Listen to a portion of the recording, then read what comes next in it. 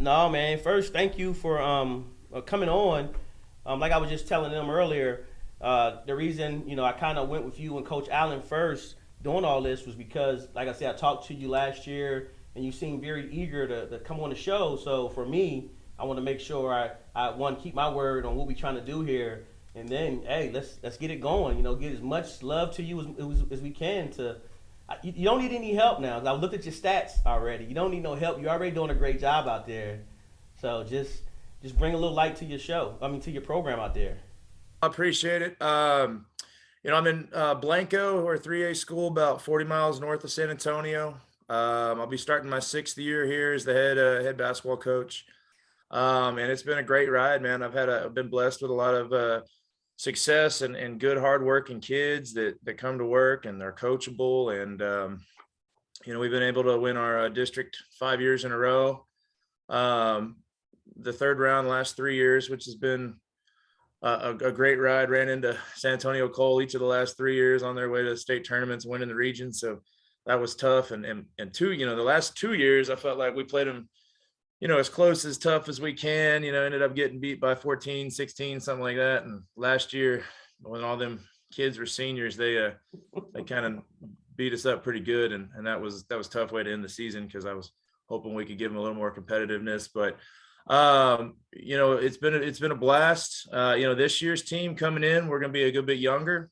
I graduated a pretty large percentage of our scoring, but that's okay, because I got 3 really, really solid seniors, and I got a great junior class coming up. So it's going to be some new faces. But I'm excited to get to work with those guys and, keep building the program and keep being competitive. One thing that's actually kind of unique to this year is we got moved into Region 1. So we're actually the furthest team south heading into the 2022 season in Region 1. So our regional tournament, if we're get to make it there, is now in Lubbock instead of playing in Seguin. So goodbye South Texas, and we're playing the Panhandle in West Texas. So that's going to be an interesting change, and I got a lot to learn about some of these new teams that we're going to start seeing in the playoffs. Oh darn, coach, that is a bummer, man. I was really looking forward to seeing you guys again. And well, one of the kids I was looking forward to seeing is that his last name is Chase. He's the brother of Connor Chase. Yes, sir. So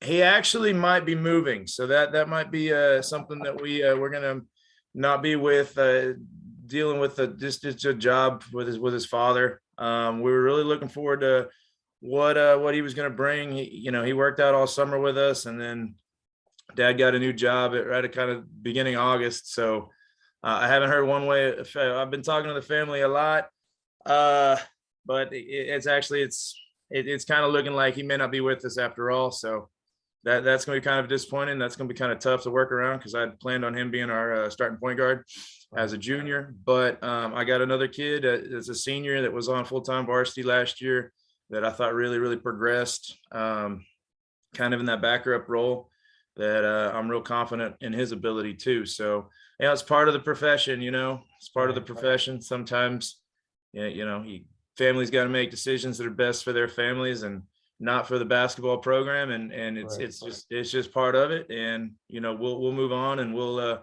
be fine either way. So since you mentioned that, so what are some of the kids' names as far as we need to watch out for this upcoming season? I've got a combo guard. He's about 6'2". He's probably one of the best 3A receivers in football in the state. His name's Cody Cross. He wears number 1. He's just a pure athlete, man. He can get up. He can get to the rim. He'll be my best on ball defender by far. He's got a motor that he just goes full speed. And, sometimes, he's actually kind of, because he goes full speed, he kind of had a couple of injury. He actually missed the Cole game last year because he took a charge in the first round and hit his head on the back of the floor. And so that really hurt us. So if we had him, maybe we only lose to Cole by 30 instead of 40. But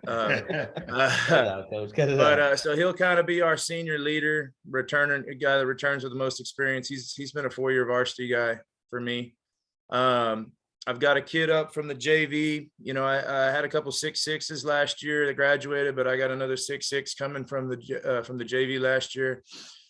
His name is Reggie Johnson. He's about 6'6", 250. He plays right tackle on our football team, and he's really progressed. I was real pleased with him throughout our summer workouts and open gyms and stuff, and how much he's progressed and his touch around the rim. He's even developed a little bit of a mid-range jumper, and his free throws have gotten a lot better. And then another guard out on the wing. Not sure what number he's going to wear yet. Probably number 10, like his older brother wore. He's a lefty. He's about 6'1", real quick, athletic, can shoot it, can get to the rim. He's my best one-on-one guy. If we ever go ISO game, I'm going to set a lot of ball screen stuff for him. His name's Trevin Young. His older brother played for me. It was a 3-year varsity guy, graduated in 2021, I believe. So we're excited. So I kind of feel like those are going to be our 3, leaders scoring wise, but I got a lot of other guys. I got a senior number 12 named Noe Alegria, good shooter. We got a kid who moved in. He's our AD's son. He's about 6'4". His name's Tyler Dixon. Got to work with him a little bit this summer. He's coming off of a knee injury, so he was kind of limited in what he could do with us this summer, but at 6'4", I think he can shoot it a little bit. And, once we get him more accustomed to our system, I think he's really going to help us as well. The kid I mentioned earlier, the point guard, he's number 2. His name's Towns Kerbo. He's going to be our senior point guard this year. He's got a great shot real quick. Decision-making has really, really improved at the point guard spot. So that's kind of our core 5 or 6 right there that I'm excited about, really looking forward to getting to work with them once season rolls around. Yeah, it sounds like you got some depth there, some height too, man. You were big when we played when Cole played you also, and as far as you having, I know we talked earlier too a little bit, and you said you do football too. How do you juggle all that? Having kids play both sports, because again, you said you lost that one young man to the head injury too, because he played so hard, and that's very hard to do and good for you as far as having them play both ways. But how do you struggle, or do you struggle with that, having your guys play both ways as far as football and basketball being the sports touch?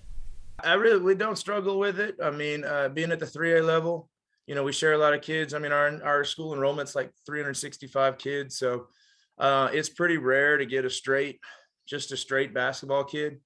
I've had a few, but to be honest with you, I prefer our kids to play football, because even if, what they may miss in some preseason stuff, they make up for it coming in a lot more physically ready to play. I can throw a football kid in to a varsity basketball game with not as much practice, and he may not have that shot down or ball handler, but he'll be physical, he'll board, he'll box out, he'll run the floor. You develop a lot of intangibles playing other sports, especially football, that you can utilize on the basketball court. Like I said, I'm a big guy in promoting physicality. The football kids live in the weight room, and they got a lot more mental toughness, So it's like I said, it's my 6th year. I'm used to sharing kids. Pretty much, I've got, I think, 3 varsity guys that aren't going to play football, and then I'll have about 5 or 6 more coming in after football's over, and we'll just get rolling from there. Like I said, I'm a full-time varsity football coach. And so, that the overlap time is kind of tough, just from a lack of sleep standpoint, because I'll be running my basketball practices in the morning before school, and then football after school. So that overlap time is a little tough on me, but it's part of it, and it's time well spent to get the program, ready to go, and the team ready to go. So I've got a question. How you doing, Coach? Boris Davis here. Haven't had a chance to meet you personally, so nice to meet you. Nice to meet you, sir. You're over at Blanco High School. I haven't heard that much about it until now, but now I'm going to start following it more. But I have a question for you. So you mentioned that you have like 365 kids. Is that like the total senior class? Oh, no, so that's the total school. That's freshman through senior. That's our total enrollment. Can you talk a little bit about that? Because 365 is the whole high school? Yes, sir. So just for the viewers and for myself, when you have like 3As, 4As, 5As, and then like 6As is like the big schools here. Mm-hmm. What's the like breakdown as far as students? Freshman. Well, just I mean total school size. Like your whole high school is 365 kids. What's like an average 6A?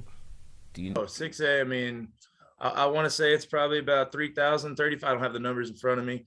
But yeah, about 3,000, 3,500 on up from there. I know like Allen High School up in Dallas has got like 7,000 kids or something like that. So, I mean, your 3A is somewhere, I want to say the mid 250s to about 550, 600, something like that. Don't quote me on those exact numbers. I don't have them in front of me, but um, that's kind of where we're kind of right smack in the middle of where a 3A school is. So we are about, I guess, about as average of size for a small school as you can get. But like I said, yeah, I'm a small town guy myself. I grew up in a small town. I played in college in a small town, so I've kind of just gravitated to that small town feel, and I love it. And now that I got two little kids of my own, it's just kind of something that I want them to grow up to. I've had some opportunities to maybe coach at the higher level, but so far I haven't really had that desire to leave kind of the small town feel. So that's just kind of my personal preference. Yeah, well, there's just a couple ideas that ran in my head. Is number one, if you have a school like 3A school where you have less than 400 kids, you have a lot smaller pool to choose athletes from versus like a 7,000 student pool. But on the same note, you can only have like 15 kids or 20 kids on a roster. So you don't necessarily need like 7,000 kids, but what do you and you just went through your roster. You have some bigs. It sounds like you have some athletes and some players. So, like, what's just kind of I don't even really know the question to ask, but what I'm thinking of is like you have a solid team. You only need 15 to build it, maybe. Um, I guess like how does it all work with 3As and 6As and like can you kind of clear up some of the stigma? Like because I guess another thing I'm saying is you have good competition. There's good competition. There's good teams. There's tough teams. Just because a school is 3A doesn't mean that they couldn't go and like beat a 6A team or a 5A team or something like that based on their pieces. But do you have any thoughts about that? I, it because we share kids. I guess the best way to it, like in a 6A program, I've had a little bit of exposure to that, working with some of those coaches during the summers and whatnot. I mean, they run a year-round basketball program in a basketball athletic period. I get my kids 3 days a week, my straight basketball kids in the fall. So we're able to work during our athletic period 3 days a week within the frame of our athletic period. And then of course I run open gyms and our summer workouts, but it's not like as much of a year-round process as say a 6A coach might have, where he gets his straight basketball kids, however many, and there's probably a lot of them, where he gets them year round. It's me just kind of trying to, just get kids in the gym as much as I can. Cause at a small school, like I said, we got a lot of athletes that play 2, 3, sometimes even more sports. And when they're in season in those other sports, you want to leave those kids alone. You want those kids to focus on the sport that they're in, and we're risking injury or anything like that. So like I said, the football kids aren't really a part of our fall program. I get them in the summers. They come and they work out with us in the summers. And I thought our summer workouts this summer were some of the best summer workouts that we were able to put together as I've been in Blanco since UIL started allowing that. So it's I guess a little less one-on-one time with your team, but it's also it's not just me that has to deal with that at the 3A level. That's how most 3A schools and even a lot of 4As and of course 1A and 2A, that's how their programs have to operate. Is they get the few kids that are part of the program year round, and then everybody else that kind of you get them during the season. So you got in the season in the summer, so you got to kind of drill and work as much as you can during that time with those kids, knowing that they're not going to be available in the fall, and you may not get that kid until mid-December, depending on how our football team does. And that's just kind of part of the 3A landscape. But like I said, it's not just something that I have to deal with. It's all small school coaches across the state. So hey, Coach, I don't know if that answered your question. No, No, but, it did. Yeah. And I'm gonna add on to that a question on to what just kind of you can help the viewers out a little bit more. So with your success, as far as I believe you said 5 district championships, and then I know you got 2 back-to-back area championships where you kind of saw Cole both the 2 seasons. With that, how are you able to keep that success in your school and to have it grow, or not just have it grow, but just keep that winning heritage there, or that winning feeling, to where though you just keep doing it. It looks like you got better and better. And then I know 1 or 2 kids do help, but how are you able to just keep it going the way you kept it going? Well, I mean, I think it's a combination of a lot of things, but first and foremost, it's our kids. I've been, like I said, really blessed in Blanco with have just some kids that they work, and they're coachable. In 5 years, I've had very few bad relationships with a kid, and I'm hard on them. I got experience playing, so I feel pretty comfortable in my ability to coach and lead. But at the same time, I've got kids that are coachable, they're reciprocal, they want to get better, they want to work hard, and they want to win. And they got great families too that are very incredibly supportive. I've had very little issues with any parents. And I try to coach kids hard and love them harder, and I just getting kids in the gym, showing my interest and my love and my passion for the game, and kind of shedding that light on them. I've developed like a great bond with these kids, and they play hard for me, and I coach hard for them, and it's just been a great mix of putting all that together. And I feel like that's kind of what's led to our, and when you have that success, then you start seeing the younger kids, the 7th and 8th graders, get more interested, and they start coming to the workouts, and it's just building. And another thing that I've been real fortunate with in Blanco is I've got an incredible coaching staff. My assistant coach was a grad assistant at Texas A&M under Billy Clyde Gillespie back when AC Law was playing. My 8th grade coach, who comes up and helps me on the varsity, is a former college player, played at Incarnate Word. And then, like I said, I have some experience playing in college. So we got a staff that really knows the game, really knows how to coach. And we got kids that want to learn and want to work hard and want to win. So I think that's just, year in, year out, just kind of building that culture. That's been the biggest thing to our success. Hey, Coach, how you doing? My name's Jeremy, by the way. Nice to meet you. I'm a strength and conditioning coach, and I work with Judson ISD, Judson High School. So nice to meet you. I got some questions I wanted to ask you, too. So I wanted to know more. I'm going to pretend like I'm a student, right? And I'm considering, how these kids are. I don't know if I want to go to this school or that school. If I'm a student and I ask you what your coaching philosophy is, what would you tell me? You already spoke to it just now, right? But if you were to sum it up more in a sentence or two, what would you say your coaching philosophy is? What type of coach are you? I coach effort. That's what I say. Like I said, I love kids. I want to build that relationship with a kid that's more than just I'm your coach and you're a player. Like, I want to get to know these kids on a personal level, get to know their families. I pride on, that's one of the first things I say day one is, you make a mistake going full speed, I'm gonna put my arm around you and I'm gonna correct you. You make a mistake not going full speed, well, then that's when I'm gonna yell at you. And I always say I coach effort. That's kind of my number one thing, and I think that's been real reflective on how hard I feel like our kids play compared to some of our opponents. So yeah, I would say I put effort above everything. So Good. I can tell you're kind of turned down right now. You seem like you got another notch or two to go up. If you see me coach, I wear a towel around my neck so that people in the crowd don't always hear what I'm saying. There you go. And you look like a sweater too, like you sweat when you're coaching too, huh? Well, I sweat a lot. Yes, I like sir. it. I'm a high energy guy. I really am. And I think the kids feed off of that. I really do. I like it. I like it.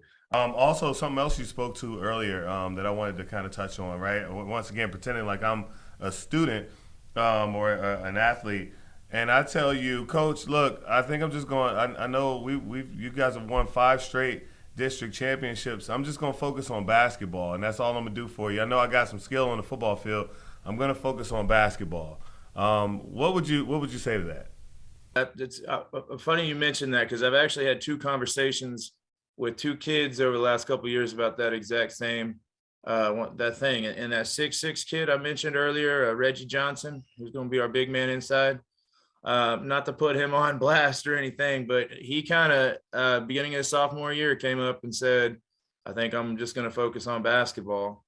And I had the chance to coach him because I used to be a middle school football coach. Now I'm a high school football coach as well. But so I coached him in middle school, and man, I got a great relationship with that kid and his family. Love that kid to death. And I sat down with him, coach's office. We probably talked for 20, 30 minutes. And I kind of, said, "Hey, you need to play football. Like, you're too good of a football player and to help the program wide." And like I said, it's not just me personally wanting our kids to play multiple sports. I want that for our entire program. I'm not just a basketball coach. I mean, yeah, that's my job title. That's what, my first love, but I want our whole athletic program to be successful. And now, and he's grown a couple more inches. He's put on some more weight, some more muscle, and now he's getting some Division I college football looks. So, and now kind of the joke is, all right, now you're going all in on football. Like, don't forget about basketball. You still got to play for me. He's like, "Oh, coach, don't worry. I promise we're going to play 4 years." So, like I said, it's not something that I would never ever tell a kid just to focus on basketball. I don't think that's good for a kid. I really don't. I don't think it's good for a kid to pigeonhole themselves into one opportunity.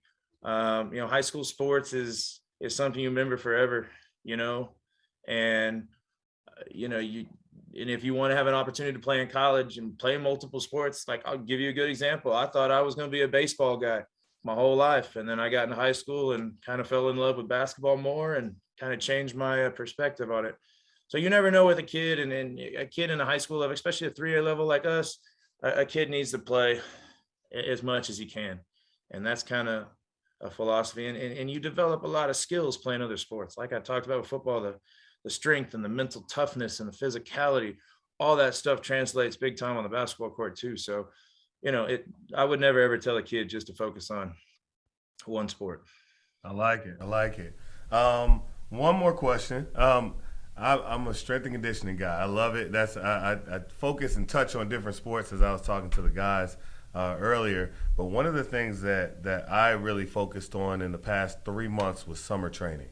Can you speak to the piece? You just kind of touched on that as well earlier. Can you talk about how you guys prepared for the fall and the upcoming winter season with what you did this summer with workouts and things like that? Yes, sir. So we got a new athletic director in this summer, and I think it's going to really help our athletic program. We're in the weight room 4 days a week, Monday through Thursday, and that's kind of all kids, like all athletes. All athletes are welcome, regardless of what sport we play. And you can't make it mandatory per UIL rules, but you can, really, push it, make it very what's the word I'm looking for? Recommended, I guess you say. Strongly encouraged. Strongly encouraged, yes, sir. And we get, we had a good showing this summer. And like I said, it's football kids, basketball kids, it's mixed athletes, it's boys, it's girls. But we get in the weight room for about an hour. We get outside in the field, do some agilities for about another hour. And then we're either on the football field certain days, or we're in the gym other days for our hour workout. So we pushed about a 3-hour, program this summer. And I think it really benefited not just our strength for our athletes, but also our, some of their agilities and speed. And it was a lot, like the whole coaching staff was showing up, and we were, putting the kids to work. And I think it's going to show benefits out, not just, on the football field, but basketball court, all, and so that's kind of something that we're allowed to do more and more over the last couple of years. And I think it helps a lot. It really does help a lot. Was this your first year doing a program like that? No, sir. So I think it was the COVID year when they allowed for the summer stuff to happen. You get an hour a day, like coach led. And then of course, I can open the gym and not coach and let the kids just play. So we've done it each summer since it was legal. I don't want to burn them out and do 5 days a week, and make them dread it. I try to throw a little bit of fun in there because they're showing up during the summer when they hadn't before. So we do about 30 minutes of some drill stuff and then 30 minutes of, some full court 5-on-5, some cutthroat stuff, just so that they can, compete against one another and play hard. So I like it, and the kids like it too, so because we're building that, building our program throughout the summers, which is a positive that we're allowed to do now as coaches. So I do have one more question. What is your football team looking like this year? I want to know, y'all. How strongly do you feel about them? I feel so. Like I said, we got new AD coming in, and we're 2 weeks in. Love our new head coach. He seems like a really awesome guy. He's real easy to work with, real easy to talk to. But we're changing a lot of things. In Blanco, I don't know how familiar you are with the wing T offensive system. We've been wing T's since like the 1980s. And Coach Dixon coming in from Industrial High School, we're spreading it out now. We got a lot of zone stuff. And so it's an adjustment. These kids have never really had the opportunity to play this way. They love it because we're throwing the ball around now. We're getting out on the perimeter and stuff, and the kids are enjoying it. But it's going to take some time offensively to get us rolling. But I think when it's all said and done, you give us a month or so, I think we're going to be rolling because we got some good football players. We're big up front on the line. We've got 2 or 3 really good receivers. We got a quarterback that can really run as a threat out of the backfield. So, and I think our defense is probably going to be real stout too. We got a new defensive coordinator as well. So I think we're on the upward trajectory football wise, from where we've been maybe the last couple of years. And I think it's going to, like I said, it's going to promote all sports, all programs, because it's going to get more kids involved in athletics and just playing sports year round. You were just talking to me, by the way, because these boys, they ain't football guys. Yeah, Coach, I don't know if you saw that, right? I know exactly what you're talking about. Coach, I felt like I was in. I'm learning so much. I just try to stay one day ahead of the kids, one day ahead of the kids. Because I felt like you were one of my teachers just now, and you were teaching a lecture, and I slid him over the paper saying, I don't know anything about this football stuff. We are in trouble. No, I'm just playing, Coach. Being small school, we wear a lot of hats as coaches and got to coach a lot of different things, but it's all part of it. Well, hey, I think you guys, you are doing a great job down there, and I really do. And I want to thank you real quick. You guys don't have any more questions for me? Well, actually, so did your school play in the same event that you were at this weekend? No, he didn't play this weekend. Okay. No, he didn't play. Yeah, they had a tournament down here in Southwest Legacy. They had a football tournament, a little preseason showcase deal. 4 games, 2 days, 2 games a day. You said football or basketball? Basketball. Excuse me. I said football. Yeah, you said football. football. My head, see again, he messed me up. He messed me up with this football stuff. I got excited. I'm sorry. I'm not really able to do much with my guys. Like I said, I don't let the football kids. I don't let them play, any sort of fall basketball just because you don't want to risk an injury or anything like that. So in years past, where I've had more straight basketball kids, we've done some fall showcases. We did a couple last year, actually. Yeah, because the one I saw you at, and you looked really good, and I think you won it all, was the Randolph one. Man, you kicked butt out there. Yeah, that's where that wasn't the first time I saw you, because of course I saw you, in the playoffs. But when I saw you last year, I knew and I saw you that time. I said, man, you guys are going to be a tough team to beat. I told all my nephews, and I told a few other players too with Cole. I said, man, I saw Blanco, and you guys, sure enough, again, you guys were a tough team last year. You were big across the board, and again, I thought you were a tough team. Yes, sir. Well, like I said, this year's team got some new faces. Not near as much varsity experience, but that's okay. It's part of it, And I'm excited because I think we're gonna be young, but I think we're gonna be real competitive with the kids we got. Might change a few things from our, style. We might press a little bit more, try to trap a little bit more because I got some athletes that can get up and down. We've been pretty much a man-to-man, half-court man-to-man team our last 3 years, and we might tweak a few things here and there, but no, I'm excited. And like I said, it's part of it. You got to coach the kids you got, and I think once we get to work, once we get everybody back and really get rolling, I think we'll have another good year. I really do. Well, for me, you're right up the road, so I don't have to travel too far to come check out a game or two, and I'll let you know, you give you my word on it. I will be at a game or two to come check you out, even though you're in Region 1. So, the opportunities of seeing you now is going to be a little bit differently.